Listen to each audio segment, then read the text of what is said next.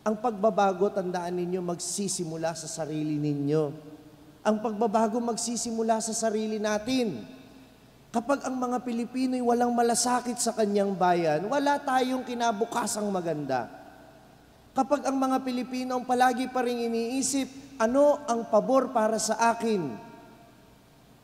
At hindi kung ano'y talagang makabubuti para sa bayan, wala tayong kaunlarang haharapin. Dahil ang pagbabago, hindi dapat inaasahan mula sa ibang tao. Ang pagbabago ay dapat pinagsusumikapan ng sarili mo.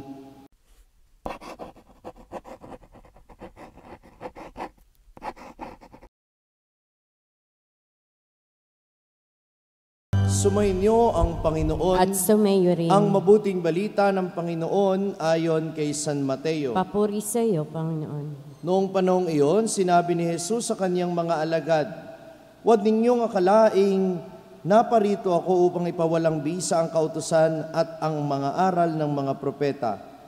Naparito ako hindi upang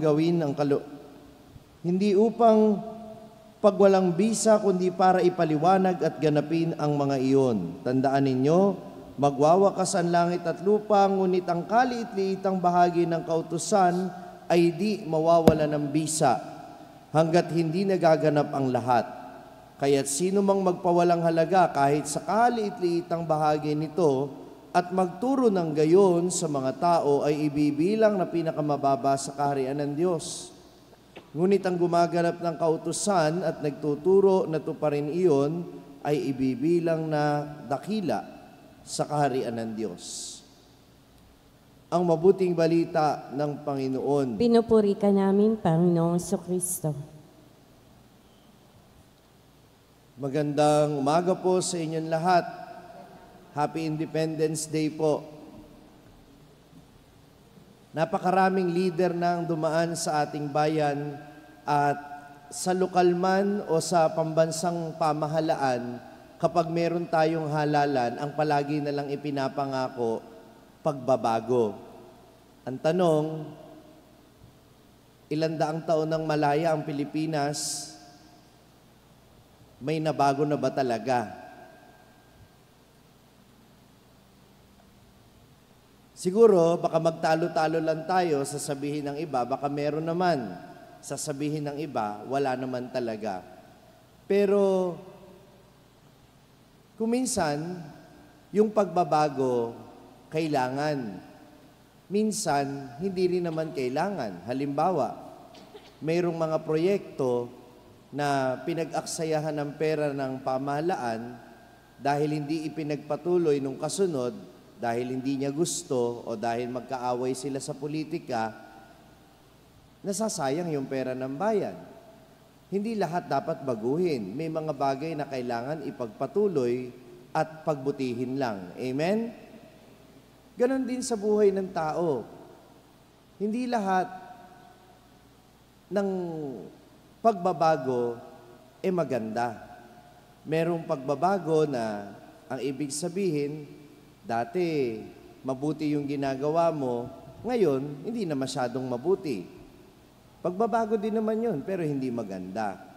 Kaya nga kung meron mga pagbabago na dapat ay gawin natin, kung meron mga pagbabago na dapat ay hangarin natin para sa ating sarili at para sa ating bayan, ito yung pagbabago ng kalooban.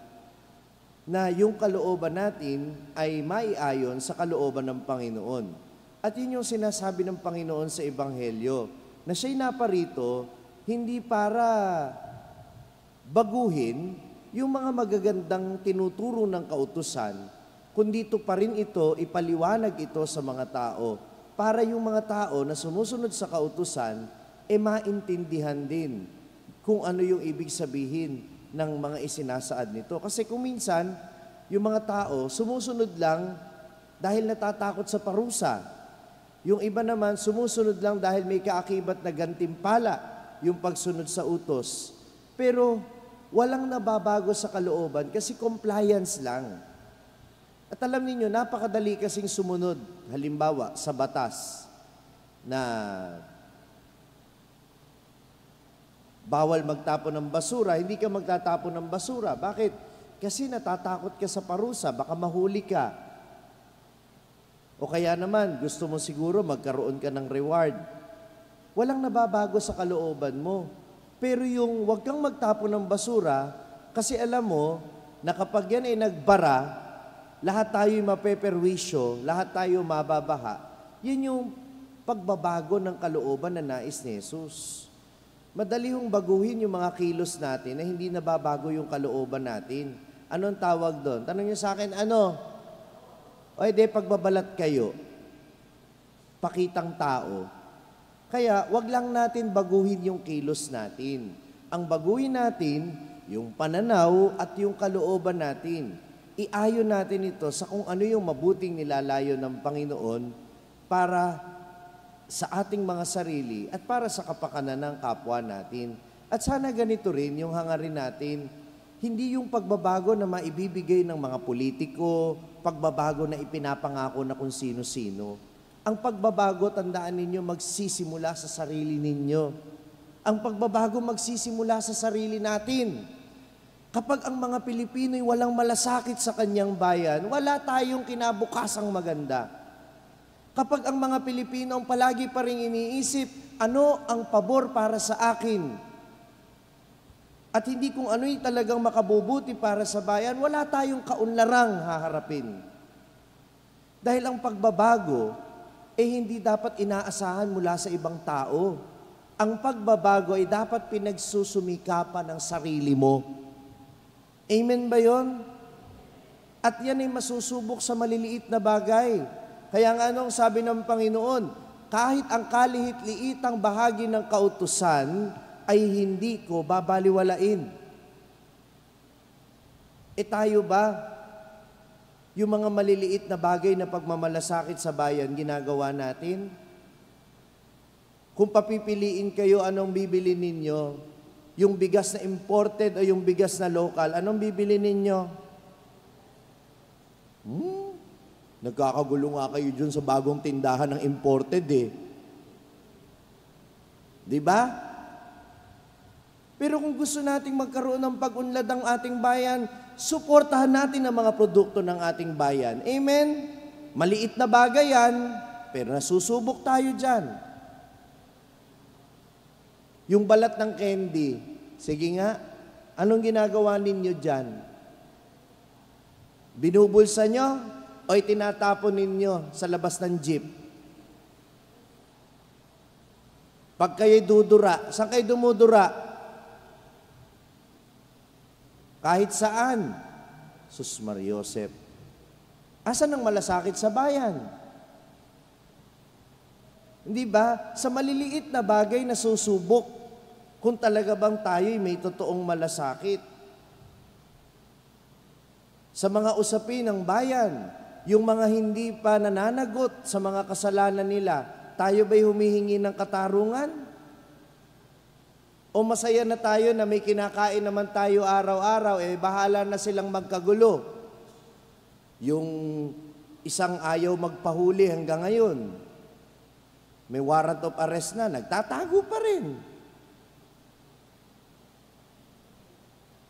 Yung usapin na meron bang espiya sa ating bayan, nakakatakot yan kasi ibig sabihin, hindi pa tayo malaya kasi may gusto pa rin manakop sa atin. Pinagdadasal ba natin yung mga sandatahan natin na ipinagtatanggol ang teritoryo ng ating bayan?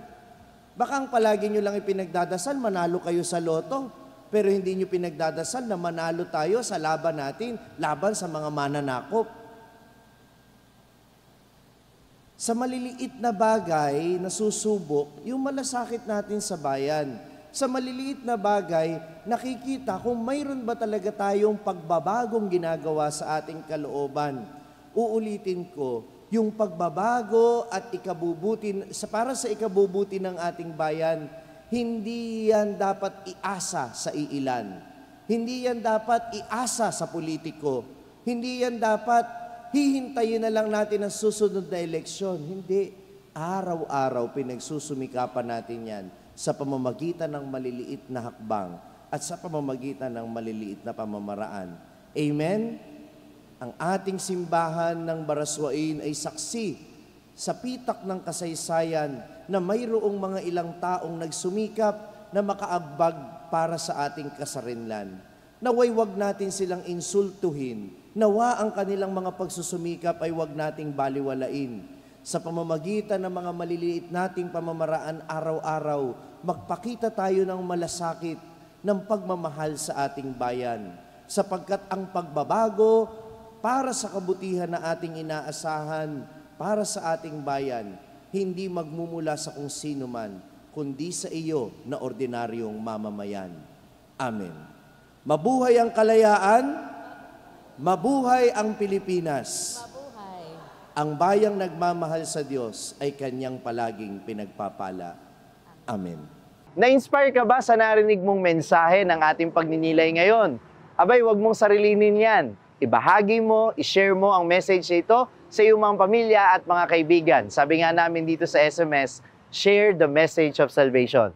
At huwag mo kalimutan na mag-subscribe dito sa ating YouTube channel para manatili kang updated sa mga contents natin. At bisitahin din at i-like ang ating iba pang mga social media platforms sa TikTok, Facebook, at Instagram. Hanapin lamang ang Sa Madaling Sabi ni Father Franz Dizon.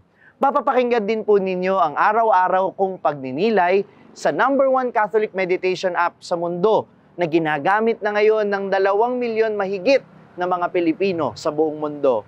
Ito ang Hallow app. Kung ida-download ninyo ito ngayon ng libre, ay makaka-access pa kayo sa 10,000 plus contents nito sa loob ng 90 days. Gamitin lamang ang code na FRFRANZ o Father Franz. hallow.com/FRFRANZ.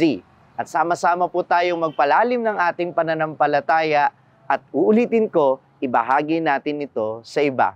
Muli, ako po si Father Franz Dizon at ito po ang Sa Madaling Sabi, sharing the message of salvation.